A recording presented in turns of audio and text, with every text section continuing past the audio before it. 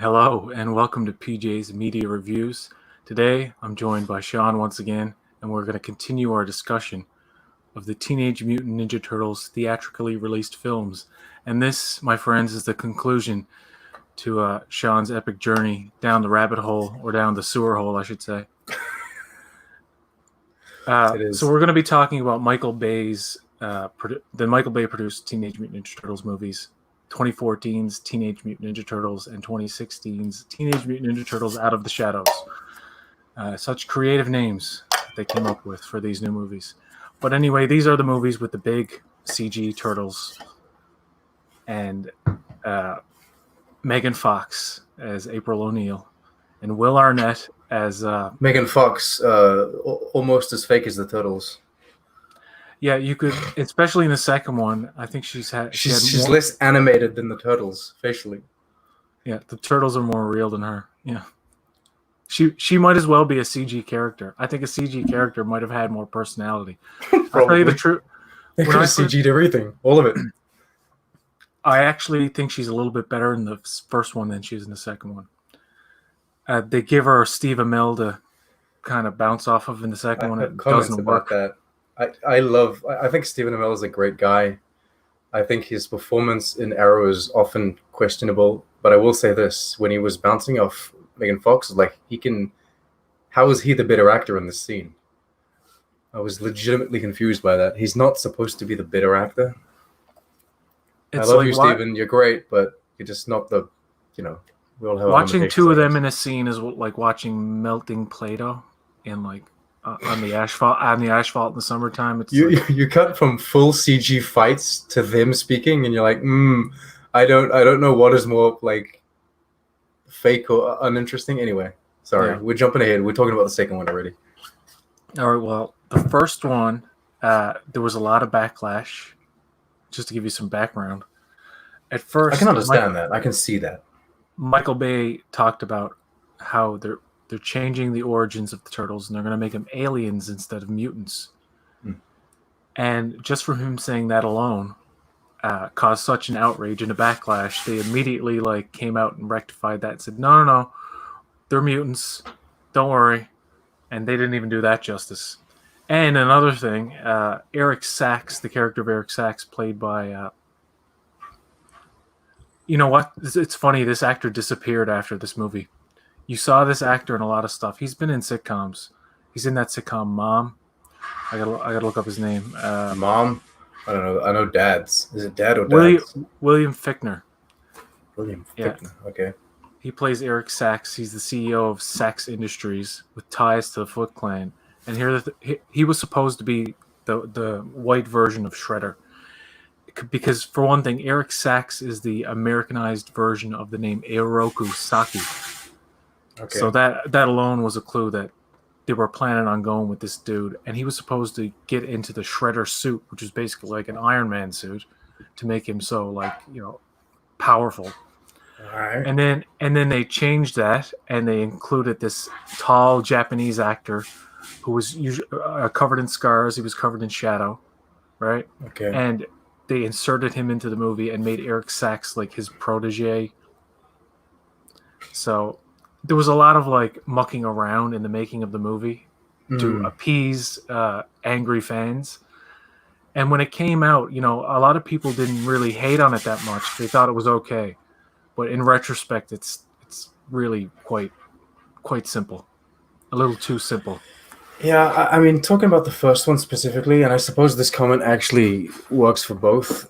Both of these movies aren't outright bad. They just feel very cookie cutter. It's like they have a checklist of what they want to do from what appeal to the Transformer Fast and Furious, loving kid, right? He's a 13-year-old kid.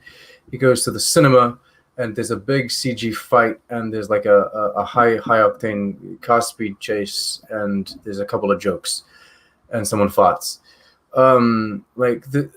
We need to do this checklist, so we gotta go, right? This is pretty much what they're doing, and that's exactly what the two movies pump out, right? Exactly. Their run times are both too long. I can't live with a 2 hour. The first one's 2 hour and 20 minutes or something. Second one's a little under 2 hours, which is better, but still they feel like a day. Uh, there is two scenes in the first one I really like, and that's the sewer battle with the first time you see Shredder in battle and he fights Splinter. I Hmm. thought just visually that was like pretty well done. Mm. And that's the thing about this movie. There's some very photorealistic looking scenes in there, and then it's like it's across. It goes between, and I know it's very difficult to keep it consistent. I guess, Oh, they have but different CG teams, I think, working on different mm, scenes and what have you. So, so you get some scenes which are like, okay, this looks like an animated movie, and then other scenes where like this legit looks like a photorealistic turtle in a live action environment, mm. especially when they're in the elevator with that like heart, that. Oh, the when they're doing the music thing, Yeah, yeah. That looks every time you look at that, it's like, wow, that's probably the most real looking. believable thing. Yeah, The only thing that makes you believe they're not real is your brain just telling you like big ass giant turtles don't exist. That's it. That's the only yeah, thing. It's like Thanos, right? Thanos. The only thing that's telling you Thanos is not real in most of the scenes is that well he's a big purple dude. It's like yeah. big purple dudes don't exist, but visually it's perfect. The other scene I liked was, oh, I forgot it now. Well, it can't be that memorable if I forgot it right away. I like the snow. I like the. Well, I was going to say the snowboard scene. It's not the snowboard, but I like the Yeah, descent of exactly. the mountain. That's Yeah. the one. That's that whole thing. It goes on for a good few minutes, and Mm. it's very well executed on pretty much every level. On a So lot of these big budget AAA new movies, they have these huge action set pieces, be they fully CG or not. Often I just zone out. Like as I was saying, like Jurassic World, the first Jurassic World that came out, I've fallen asleep 3 times at this point in that big final fight with it when it's raining, and it's just there's so much going on that nothing happens that I just zone out from it. I get completely bored, and it's not interesting to me. And this is kind of how these turtle movies are, but that snow thing, I love it. I think that it's very like it's visually interesting. There's like a fight choreography going on. The way they place the cameras, everything is really believable, and I like how the turtles kind of jump off each other and use each other's techniques. Very it was like in the beginning of Avengers Age of Ultron, like you got all the mm, superheroes using each other's techniques to their advantage, right? I the like that. I like that scene. the climax of the movie with the Shredder on the building, uh, with the It's a device. step down. Mm. Like, have you seen Wonder Woman? If the mountain scene was the climax of the film, it would have worked. Yeah, exactly. So in Wonder Woman, there's like a middle fight scene where they're going through the trenches and shit. Mm. Um, That's a very climactic scene, and that that is a is great scene. yeah. And even if the CG is kind of iffy on most of Wonder Woman, just like the aesthetics of the whole scene is great. And then you get to the conclusion where it's just a big laser beam, and you're like, eh. Yeah. Uh, what did you think of Will Arnett's character? Is it a character or is it just Will on it? Well, Is it just him? I feel like everyone is just themselves in these movies. Look, all I can say is the movie is very American. he's Vern. Which is very Michael Bay. Yeah, he was a he was one of the characters in the cartoon. He was a bit of so an he idiot. exists. Okay. And Will Arnett is an accurate depiction of him, but the I like him in problem the is first one. he sucks as a character. I like him in the first one. He's Yeah, like the he's comic better. relief, as if you don't need as if you need comic relief in the movie with the 4 Teenage Turtles, right? But Yeah, they have him as kind of he's like a comedy aspect. I think he works fine. It's just that he feels forced as the douche in the second one, which is kind of unnecessary. there is one funny scene in the first one where April, I think April calls him, and Careless Whispers playing in the background by George Michael. It's like romantic, like 80s He thinks music, it's a date, and he's by himself. Yeah. He's like getting ready for a date he's not going to have. What did you say just then? I didn't hear you. He thinks they're on a date or something. He thinks they might go on a date or something. Like is he attracted to her or something? He's definitely attracted to her. But there's like an age difference, isn't there not? Or is it just that he seems older than she does? Will Arnett is not that much older than Megan Fox. Okay, so maybe I would say less than 10 years. or he just hasn't had enough. He hasn't had so much work done, I guess. And he was 1970, and Megan Fox was born in 1986. So there's a 16-year difference. Okay, it's a bit of a difference. Mm. You know what sucks about his character in the second movie? They make him the hero that defeated Shredder with absolutely no evidence, and it makes no sense why he would take credit for it. You know what I mean? Yeah. So stupid. Actually, the whole Out of the Shadows, we can move right onto that if you want, because that's the abomination. That's proof that everybody was like, give us what we want. Give us a live-action version of the 80s cartoon. I was going to say, the movie is very self-aware, right? Yeah, it is. The first one tries to be something a little different. It even injects like hip-hop music. It kind of feels like it's appealing to, I would say, the Fast and Furious audience. Whereas the second one is almost like a parody of the Fast and Furious, because at this one point, Ralph even says, what would Vin Diesel do? Jumping out of the plane. It's like, you've now gone fully across the fence, and you know that you guys are just some corny ass, I don't know, it's very strange. There's a tonal shift. Which I suppose is the running theme in the Turtles movies. You get a tonal shift from the first to the second. They gave fans exactly what I asked for it. I wanted exactly what was in this movie. Are you ashamed? But but I could have thought of a better movie than this. So could many of the other fans. I assume what they did was they said, "Oh, they looked at the '80s cartoon. They said, well, this is some stupid shit. Well, this is what they want. Stupid shit." Yeah. And here's the thing: this is what the fans wanted. The bloody rhinoceros and the bloody warthog. Yeah. God damn. And now they sucked. Oh yeah, they sucked even more once they got transformed. Once they got mutagened. Because before that they were kind of like, they look like Gotham villains, right? Like parody villains. Yeah. Which is fine. It goes well with Stephen Amell because he's like a parody superhero. But and then once they transform, I mean, they got the fart jokes and they got the big belly, the belly jelly. I'm like, yo, guys, this is, I don't know, I can't deal with it. It's cringe, kind of. I gotta be honest. Yeah, it's and back it has Stockman. Things going for it. The movie does. You don't understand what Tyler Perry's character was supposed to be because they never go there. Okay. He's the scientist that helped Shredder create Rocksteady and Bebop, and that happens. But the way you're talking about the Baxter Stockman, the scientist. Yeah, the scientist. He's the played by Tyler Perry. Medea. Yeah, but he looks like he's clearly supposed to be Neil deGrasse Tyson. No, not Neil deGrasse Tyson. I was going to say he's a cross between Neil deGrasse Tyson and the YouTuber Black Nerd. You don't know. He does the Power Rangers and stuff. And okay. I've seen his face around. There's a review for Out of the Shadows on Channel Awesome. You know those guys. And Andre is there, and they make fun of how Tyler Perry's character is modeled after him. Even the way he talks is like, man, they're trying to do like Andre the Black Nerd kind of thing here, and they're like laughing at him. He's like, no, he doesn't look and sound like me. Well, he even has this line where he says he compares like a nerd and a geek. They have this thing like, oh, a geek is this and a nerd is that and what have you. Do you know what Baxter Stockman was supposed to mutate into, or in common lore, what he eventually becomes?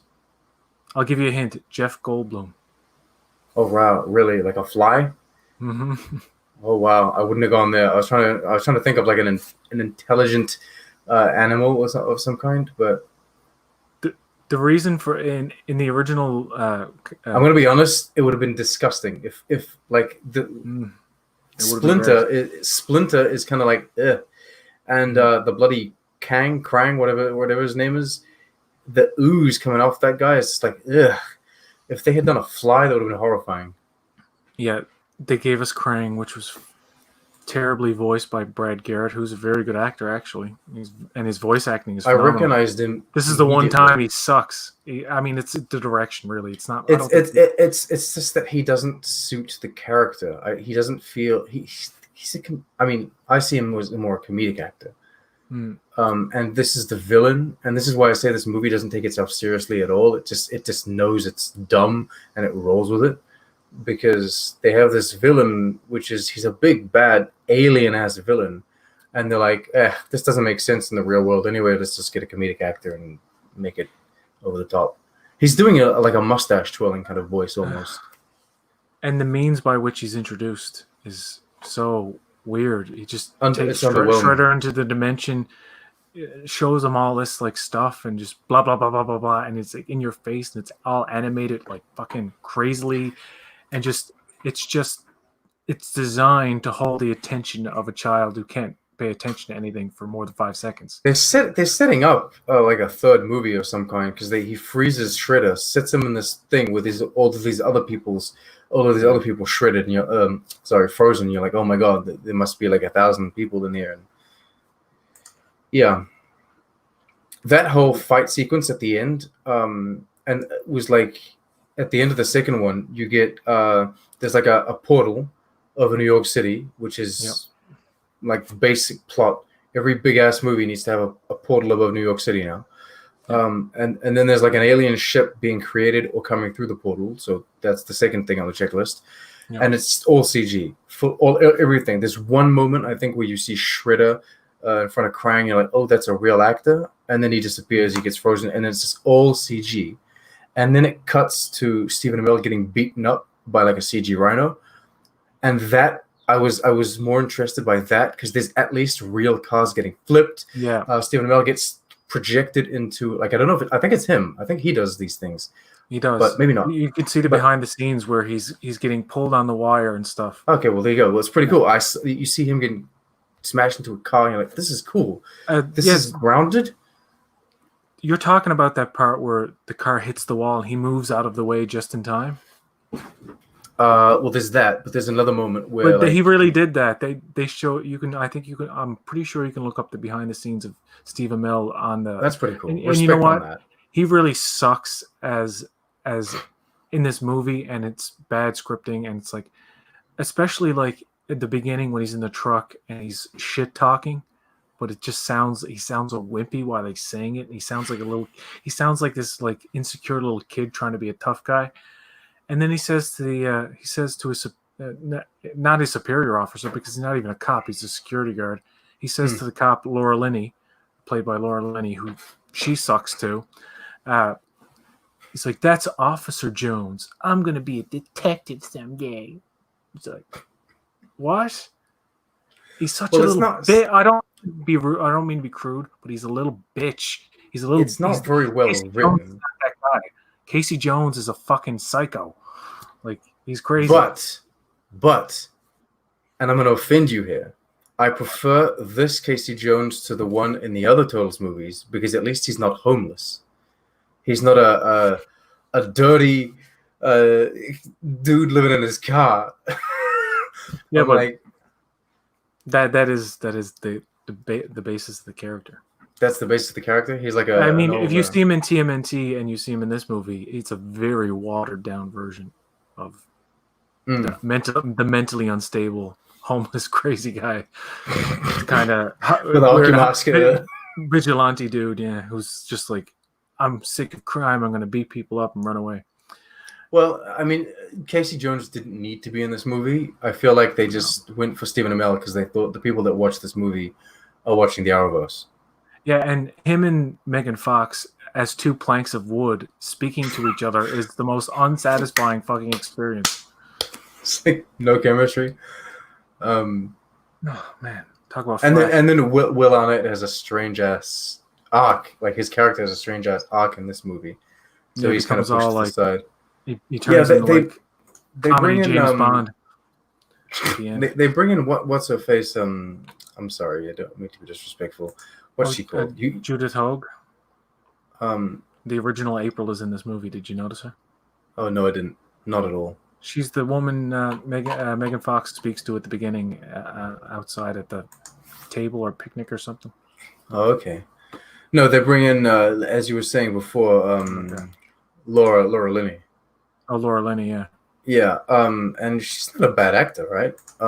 She's good. This is the first thing I've ever seen her in where she's just like it's a good actor going nowhere with just like formulaic as fuck lines, cop lines, like you ain't getting the job done and you don't know what you're doing, and she believes things when it's convenient to the plot, and then she's willfully ignorant of other things mm. uh, when it's convenient for the plot. So it's fucking weird. And then that Um, weird thing where they got that ceremony where they're all there, oh yeah, getting like knighted by the queen or whatever. I don't know. yeah. No, she's the first time I saw her was in Mr. Holmes, which Yeah, is a very strange Sherlock movie with Ian McKellen.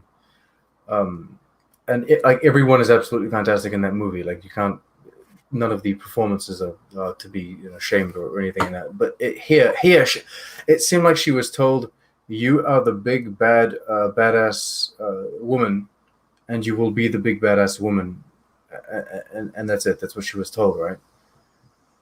there's very little depth to any of the characters in the Yeah, movie at yeah, all, that's it. especially Everyone's kind of, Shredder. Shredder is like just like not even he's a puppet. a real thing. It doesn't even feel like a real person. Well, he's as much as an errand boy as the other two. Yeah. Yeah, it's a strange. I prefer the first one, though I do believe the second one has like it's kind of like a. Okay, I prefer Guardians of the Galaxy 1 and 2 to these two movies, but Guardians of Yeah. the Galaxy 1 and 2, I'm often flippy floppy between which one is the best because I find them to be. They both have pros and they both have cons. This is the same thing.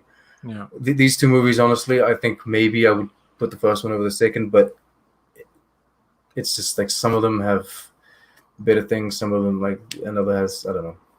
Yeah, I think the second one is a huge step down. It's And because it's very like I would have if they had completely leaned into this. We're completely self-aware. We know that we're completely dumb, and they did that from the get-go, from the first one. Maybe fans might not have liked that, but maybe it would have aged better. Because the first one takes itself so seriously I like compared that. to the second one. I like that. I find the first one balances the goofy with the seriousness. Like there is some I would rip out all of the Goofy from the Ninja Turtles. nah. And I would rip out all of the sci-fi and all of that. Like the only sci-fi element I would leave is Well, just the fact that the Ninja Turtles, mm, right? I would focus much more on the ninja aspect. No, I wouldn't go back in time and send them to Japan, but I would, like the yeah, pizza thing with the pizza falling on the basketball court, the CG yeah, pizza. yeah. I know. And the fact that It's even CG once it's on the shoe, right? I probably feel like they couldn't even have him like they didn't want to muck up the shoe and put him in CG, so they just CG'd it on. yeah, it doesn't. I like. I don't think going in the full cartoon direction that they did in the second one. And it proved that nobody wanted that. And you're right. Fans do want something more grounded. Like, can we do a Nolan-esque Turtles movie? Yeah, exactly. Can we do something that is as grounded in reality as can possibly be? You do have Shredder. Make him a Japanese businessman who is also the member of a mafioso type Yeah, an Foot underground Clan. yakuza Yeah, style clan, right? But the thing is, you got like the Nolan trilogy. It's not about Batman. It's about Bruce Wayne, yeah, and that's what makes it interesting because it's not really superhero movies. It's about this guy that's kind of juggling this vigilante, second existence that he's got. It gets a little far fetched once you got Liam Neeson and what have you, but that's all right because even in the third one, things stay here. Everything's blown out of proportion with the portals and the. And you know what? We haven't gotten live action in a Turtles film that I think really needs exploring, and they do this in the 2014 version, but it's so kind of just Megan Fox's April O'Neil character knew them as turtles, and her father was the geneticist who worked on them and stuff. I like that some of the science fiction aspects of that. The way they explain their existence is a little more I can't say that word. A little more digestible than Okay. a lot of other versions. But then this one took it in a completely different route, where they're like, now this ooze, which could have been kind of believable, now it's like we can transform humans into animals based on like the base genome from the animal kingdom that was in there. Yeah, it's like I don't have rhino blood in me. Yeah, but that concept doesn't exist in the first one. No, they brought. That's where the second one sucks, because they bring it in, and it's like, okay, you expect us to believe that within every human being there's like a fucking pigeon gene or suppose penguin suppose gene. TNG did this, right? TNG turned everyone into like animals. Genesis, yeah. But I think they go back further than that. I think they don't say like every human has a thing. I think that in Genesis they say every kind of species draws DNA from like other species on its planet as it all evolves. That's why Riker, who's a human, is like a proto-human, or a pre-human. Yeah. Neanderthal? I guess he's a Neanderthal. I don't know. Yeah, I don't know. He's weird. He's basically just Riker that hasn't shaved, right? He's more ape-like. He's just like, because we descended from apes. And, yeah. Wouldn't it be cool if we descended from turtles? But that concept of everybody's like, the one guy's got the wrong idea. They just happen to be like Rhino and Warthog. I was half expecting them to actually do human versions of like Mikey and Ruff.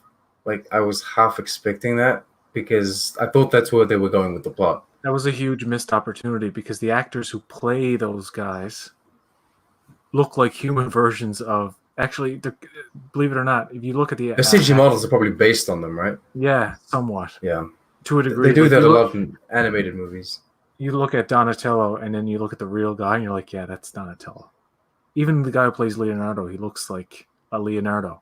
The guy who plays Michelangelo, he's a short, funny dude, and he looks like he's the guy from Shameless. I don't like that in the beginning of the second movie they feel the need to reintroduce the turtles by writing their names on screen. Yeah. I'm like, you should have done that in the first, or not do it at all. And I also feel kind of iffy about the fact that they don't write the full names. Like they write Leo instead of Leonardo. I'm like, yeah, if you could do AKA Leo maybe, but like if you've taken the time to introduce the characters and say like Leo the leader, you should have it like Leonardo the leader.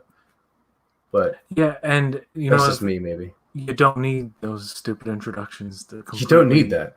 They're completely superfluous, especially in the second one. Yeah, it's like we know all about it. We've seen the first one, and even if we have like, I don't know, it's kind of weird. You don't need to reintroduce every single character in every single movie. What did you think of this version of Michelangelo?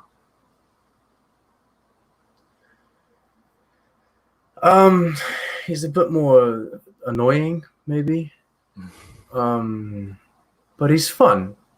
He's more of a kid. I feel like he's really the youngest. Like you can feel that he's the youngest here. Yeah. I think I like all of them fine. Raph is the one that bugs me the most, but it's not his character. It's just how stupid the filmmakers think the audience is.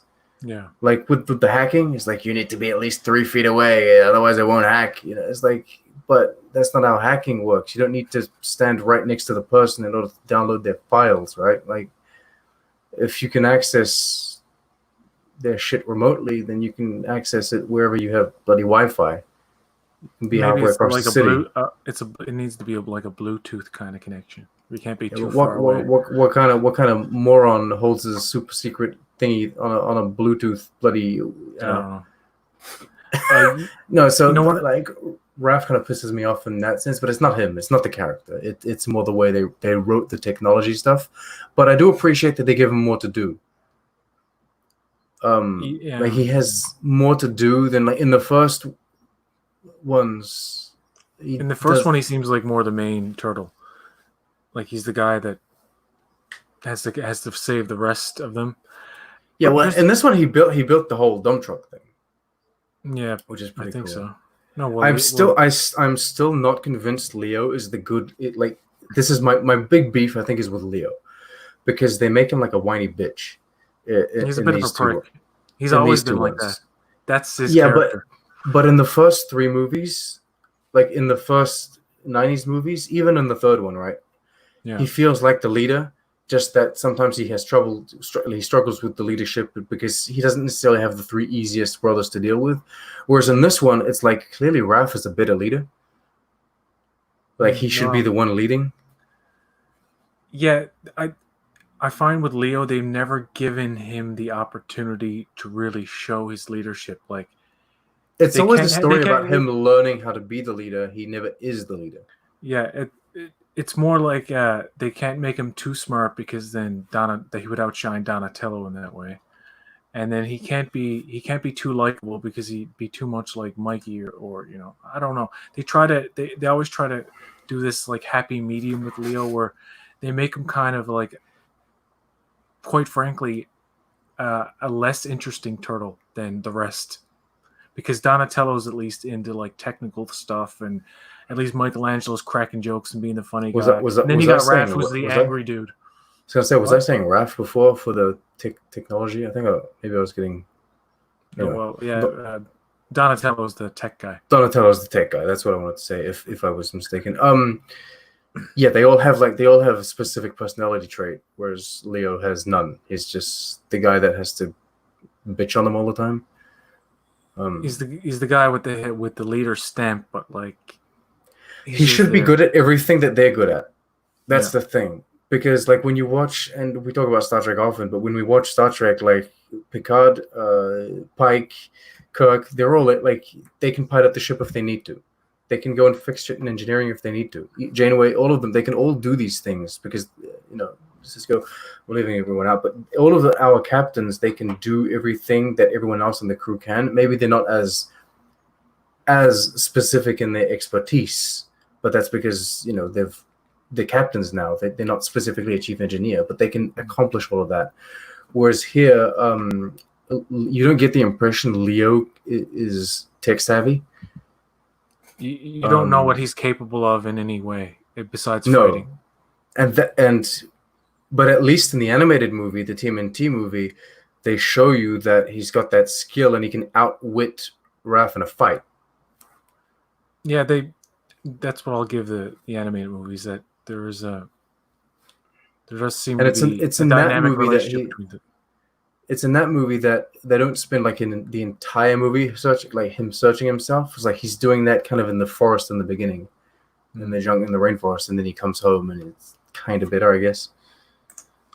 So Raphael in the 2014 movie, I can't remember if they make the same mistake in the next one, but he has a toothpick in his mouth all the time. Hmm. He has Not in the sunglasses on his second. head, Oh, and they never and fall off. they never fall off, even to the point where rubble, like brick, falls on him and he's like almost crushed. And he gets up and dusts himself off, and the toothpick is still in his mouth, and the fucking sunglasses are still perfectly on his head. That's the little type of like, those are the little animation direction faux pas, or the Yeah, direction faux pas that you should be like, okay, I I think that's know. just something that you forget. You're like No, so into no, creating a CG no, models. there's a specific reason for this.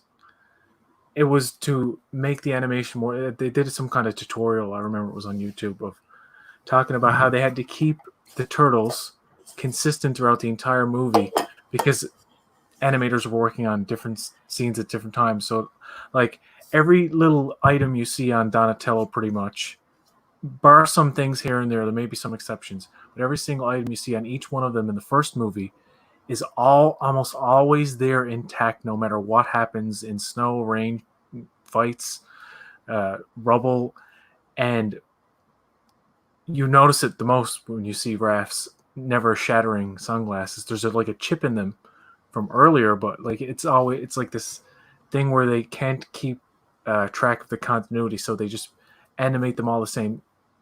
They do a better job in the second one because you see them in different. They don't look. I'm pretty sure you don't see those sunglasses on Raph's head and the toothpick in his mouth all the time. I think they The got rid of that. toothpick's not there, and No. the sunglasses. They all have sunglasses, but I think they all wear them around their necks. Okay. So it's like they have them, but they're kind of around their necks, and they don't wear them. So at least if they take something to the face, it's fine, right? It's a nitpick. I admit. No, but it's a crappy ass solution to the problem that they have, right? It's like we can't be bothered keeping track of what's going on to our characters, so let's just render like one model and then just keep that one model like. That seemed to be the problem with the reaction. That was the reaction to what they look like when we finally saw them, and I think the first time we ever saw them. Well, they're too big. Well, yeah, but we saw them in toy form before we ever saw them in. Pictures of the actual like very accurate. Okay. This is very Marvel. And it showed like every little piece of flair that was on each turtle, and a lot of people complained it was like, why is there so much shit on them? Like they're just covered in like flair. It's like stop it. And yeah, they're bling. They're bling, and when you see it in the movie, they're tech bling because they have walkie-talkies and shit. Oh yeah, it's just too much. It's too much. Why can't they just be butt naked like they were in the original comics? Besides their belts and their fucking bandanas. Well, they got pants in this one. Oh yeah, they have pants and shit. So they talk about like how they're like a turtle, they're turtles but not tortoises. Yeah. Is there a thing about that? Because are they not? I don't know. I think tortoises are bigger. Okay, but are not turtles are like the little tiny fuckers. Are not tortoises things that live on land and turtles things that live in water? Is that not it? I don't know enough about the. I learned that at some point when I was a child, and I completely blocked it out of my memory. Who cares? They're mutants. They're mutant aliens. But if they could do a grounded version of turtles, have it be a Rokusaki, not a Rokusaki. Yeah, Rokusaki's Shredder. Is a Japanese businessman who comes to America with a genetics company, and there's an underground version where he's a scientist. Baxter Stockman is working on genetic experiments with animals, and the Turtles and Splinter are one of these things. And boom, the Turtles are created. They're lost, and 15 years later, when they're teenagers, Rokusaki is still running the underground kind of thing. Not like in the first movie where he's employing like homeless kids, but like an actual organized crime syndicate. And the Turtles pretty much start investigating as if Batman would, like in the shadows, kind of. You see, and you got April investigating on her side as well, I guess. Exactly, and keep it very grounded in that way, and so they meet up. Because they're investigating, she has a legit freak out because you would, and then you can do like a kind of takedown.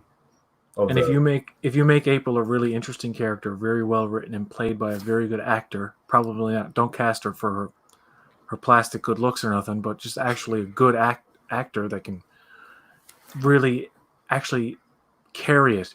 That's the thing. If you want to make a cheaper Ninja Turtles movie, you need the human to carry the movie. You don't need April to fight. That's the thing. If you want April to fight or do action sequences, then you might go for like an actor like the one from what was I don't want April to fight. But you don't need that. So you can go for an older actor.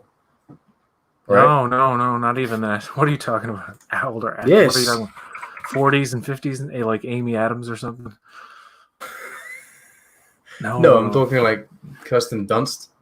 No, I mean, see, the thing about April O'Neil is she's an aspiring reporter, so she's going to be in her 20s. Oh, that's it doesn't really make like in the TMNT. They make her really young, like almost like a 19, 20-year-old. Oh, okay, so she was really looking. Yeah, okay, fair enough. And in the 1990 version, she's more like in her 30s. So like a Zendaya, you know, the one from Spider-Man. Yeah, sure.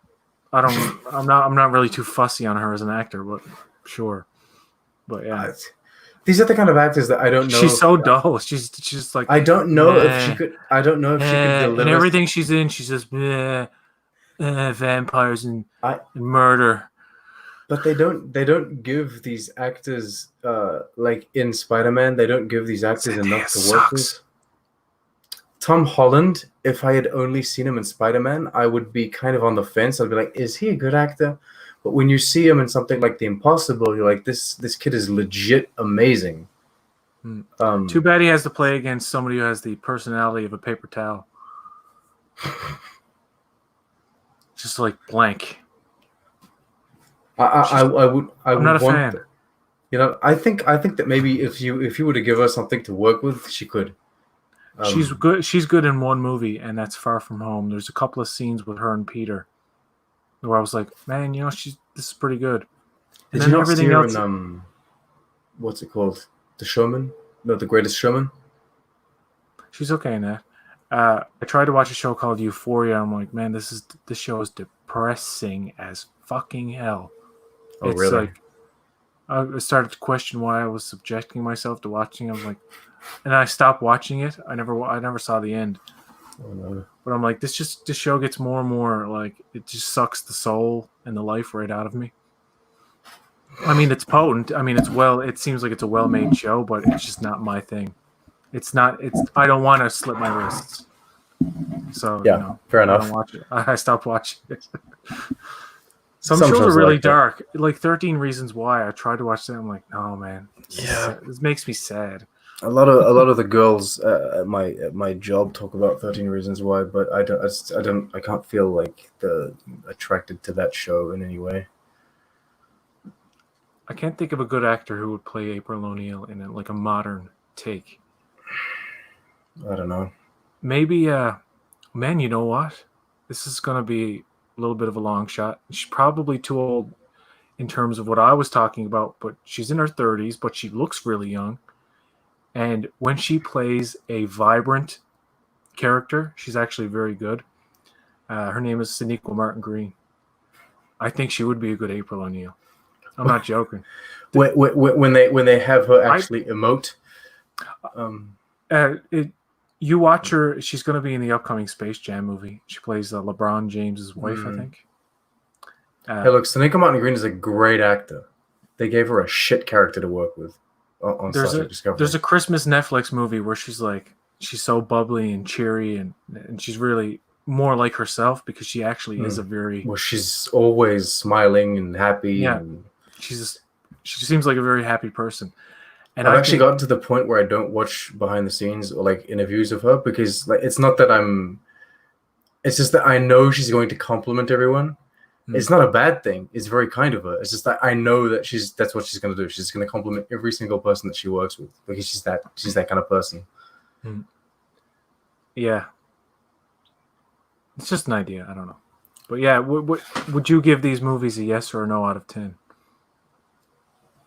Probably a no, actually. I would give them both a no. Originally, I liked the first one, but they don't have any personality. That's the thing. They have the Ninja Turtles in them.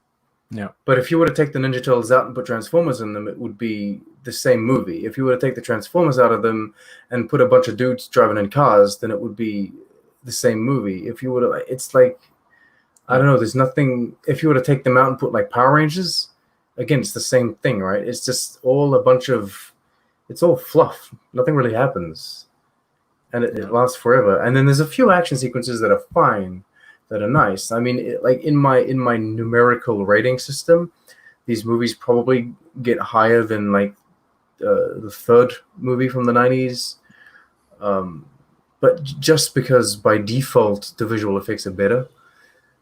You know what I mean? Like there's like by default, the lighting, the cinematography is better. Yeah.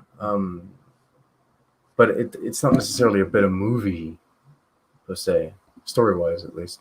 Well, it's better than the third, but I know I would rather watch these two again than say 3 or the animated one, or maybe even 2 at this point. I'm pretty much done with 2 at this point too. So really, the only one I really like is the 90s Yeah, first live action. The 1991 and the 2018 movie, I believe it's called Oh, the Ninja. Batman Yeah, I have versus to see Teenage that one. Mutant. You want to talk about doing characters justice? That Yeah, one. But this those are movie. small independent productions made by fans, though, aren't they? No, No, it's this is a not. Warner Brothers and whoever Is it a owns it. theatrical release? No. It's a Warner Brothers Nickelodeon team up kind of production. Okay, but this is like still a video on demand release. It's like a streaming Yeah, release. it did. It Okay. was straight to streaming, but it's damn good.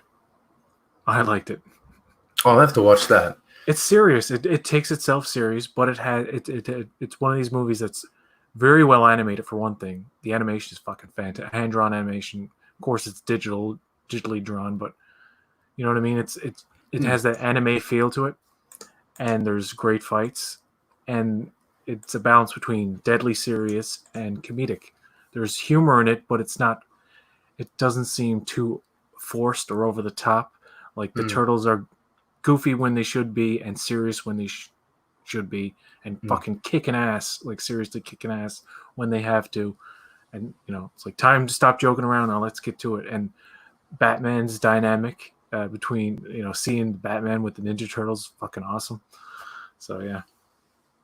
We're gonna leave it there. I would also give these movies a 9 out of 10. And yes, like visually, they're good to look at for the most part, but they lack substance. So yeah, Yeah, we'll leave it there. That's a big problem. Until next time, folks. Stay frosty.